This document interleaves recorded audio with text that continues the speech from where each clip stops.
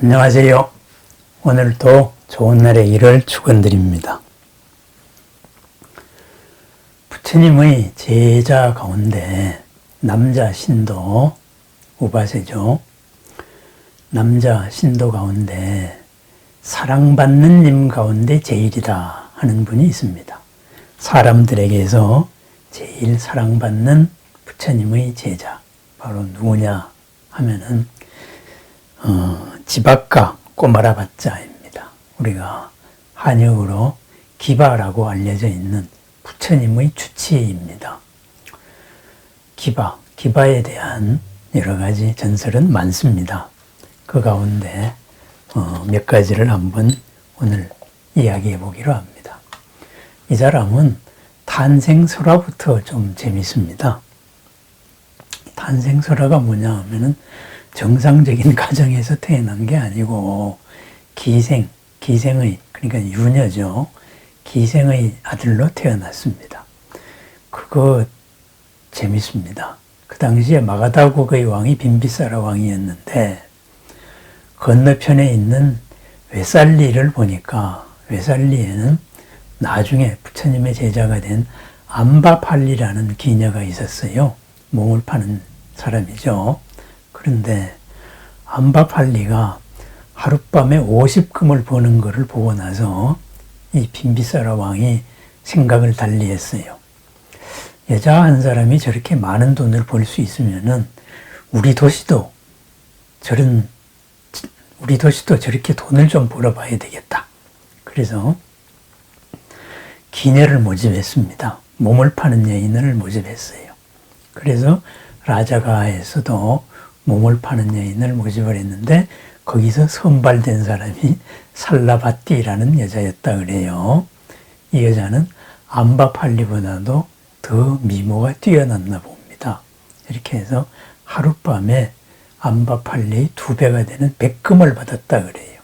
그러니까 세금도 많이 내고 왕도 자신도 이제 뜻을 이뤘습니다. 그런데 이 살라바띠가 임신을 했어요. 그러니까 이제 나는 더 이상 장사를 못하겠구나. 이렇게 해서 임신을 한 아이를 원망을 했습니다. 그렇게 해서 몰래 아이를 낳고 내버려 버렸어요. 그리고 몸을 요양해서 다시 몸 파는 여인이 된 거죠. 그래서 내버린 이 아이를 지나가던 왕자가 쓰레기 더미 속에서 발견을 했어요.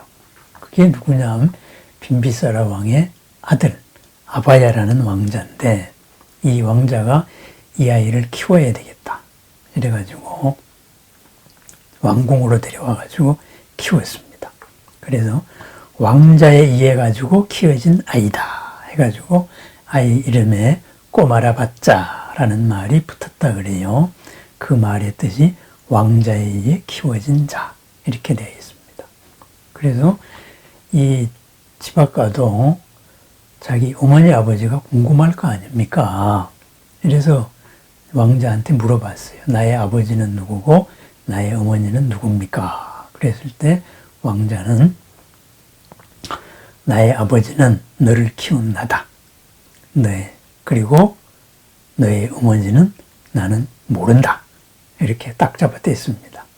그래서 꼬마라바짜가 지박가가 이제 컸습니다.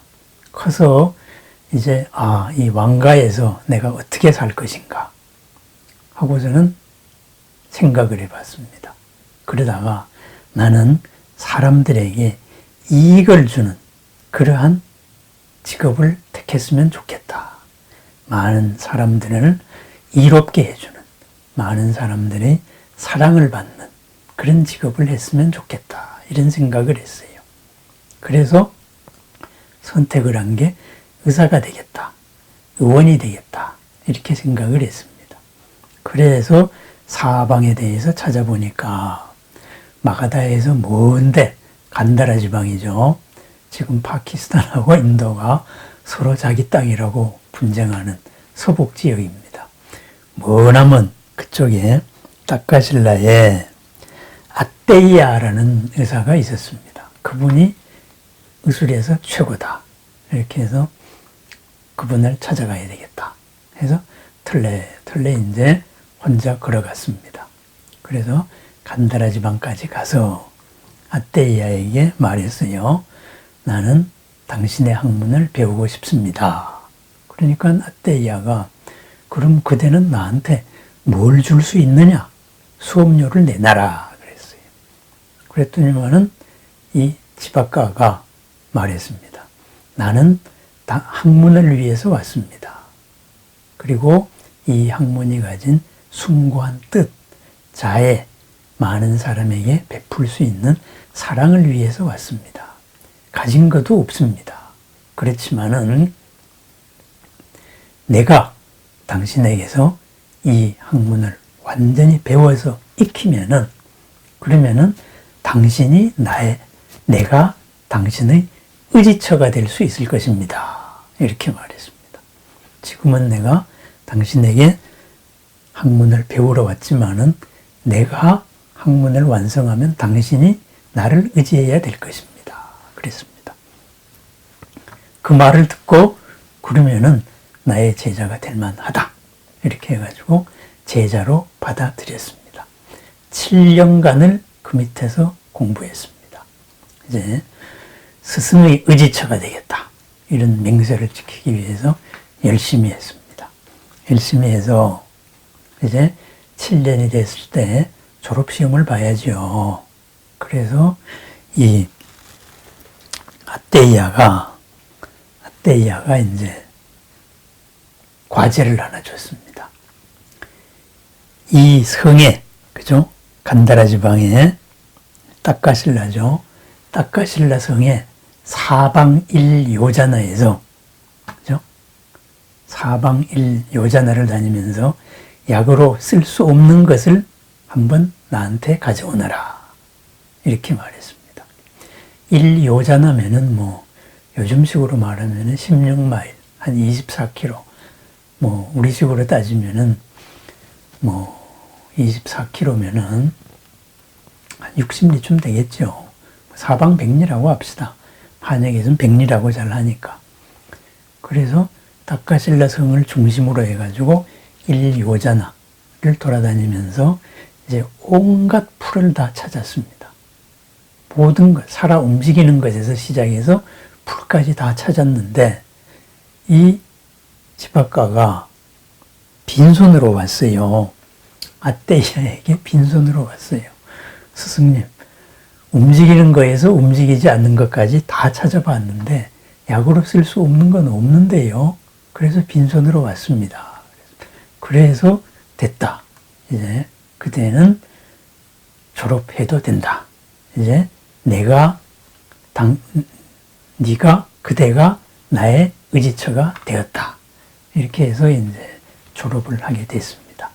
그래서 이제 마가다국으로 돌아와서 빈비사라 왕의 주치의가 되었고, 그리고 부처님의 주치의가 되었습니다.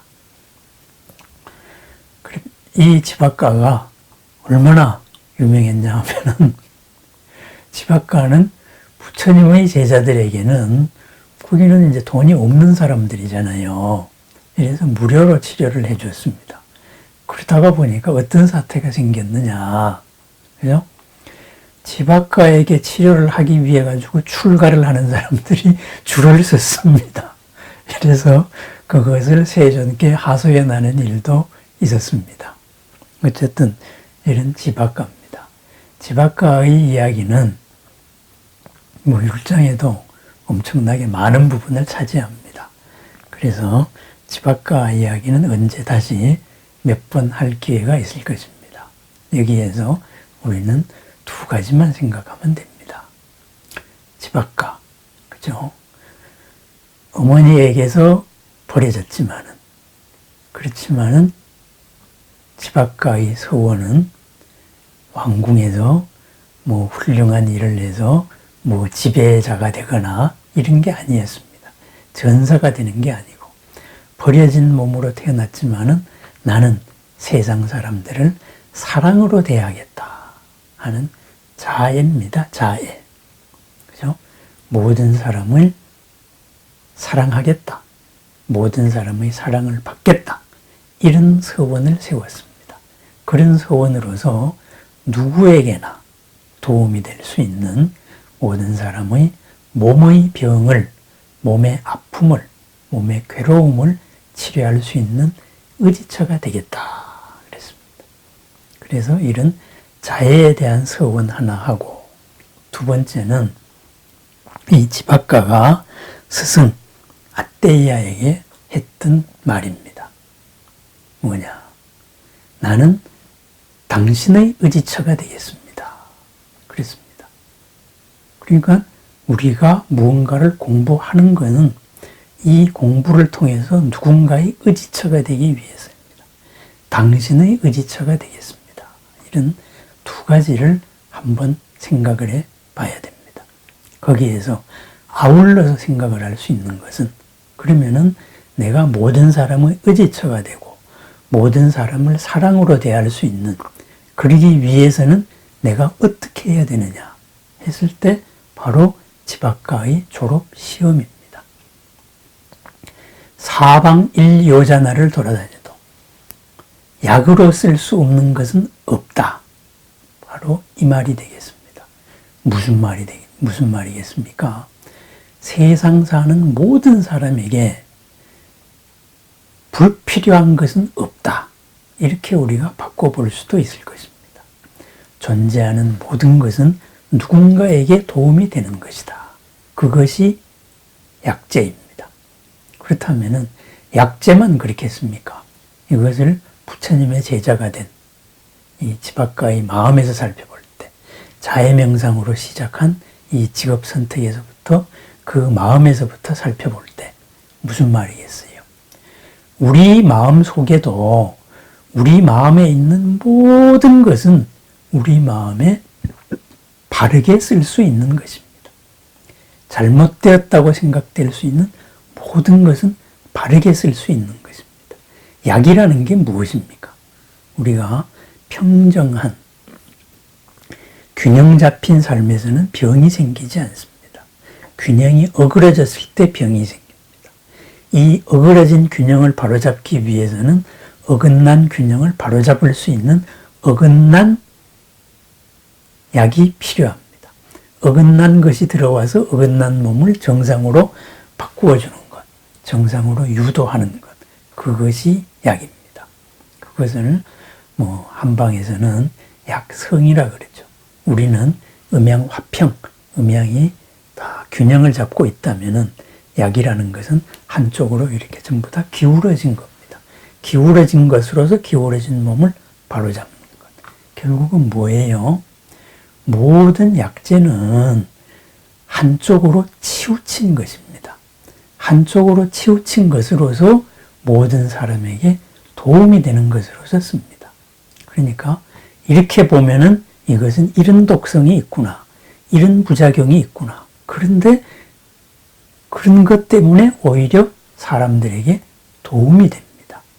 그러니까 사방일요자나, 사방백리를 찾아봐도 약으로 쓸 수 없는 것은 없습니다. 말을 바꾸면 뭐겠어요? 만나는 모든 사람들 전부 다 부처님같이 좋은 사람은 아닙니다. 하지만은 그 모든 사람들도 누군가에게 다 도움이 되는 그러한 역할을 하고 있습니다. 또한 내 자신을 살펴봐도 내 자신에 있어 왔던 수많은 본뇌들, 나 자신을 구렁텅이로 빠뜨렸던 이런 잘못된 생각이나 습관들도 그것을 약재로 쓸 수 있습니다. 그것으로서 오히려 내가 완성되어 나가는 그러한 소중한 계기로 바꿀 수 있고, 그거에서의 한 부분을 바꿈으로써 그것이 오히려 내 몸을 도와주는 약으로 쓸 수가 있습니다. 독을 보약으로 쓸 수가 있다. 이거죠.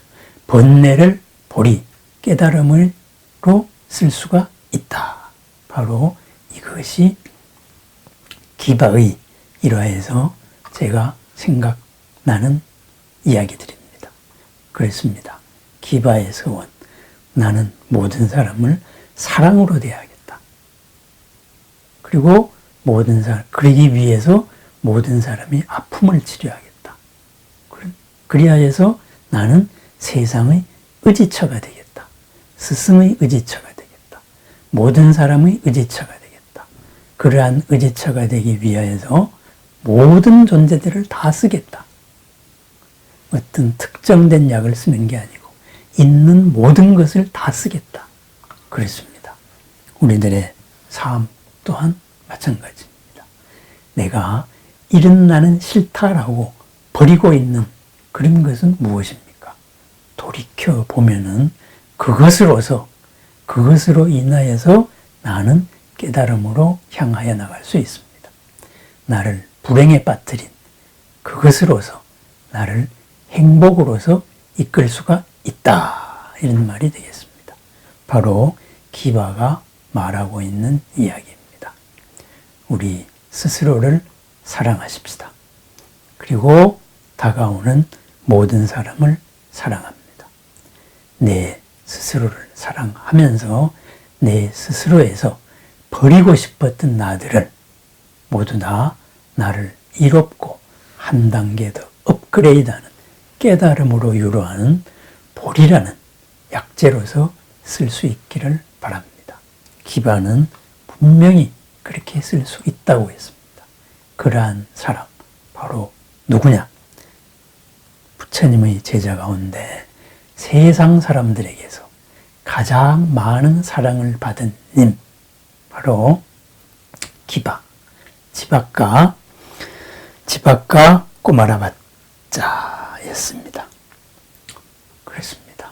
우리 스스로 나를 사랑할 때 나의 모든 것을 다 선한 방향으로 쓸 수 있을 때 나는 세상에서 가장 사랑받는 사람이 될 것입니다.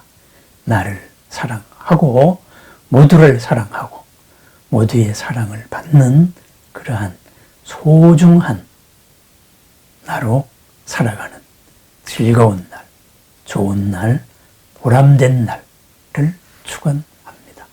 감사합니다.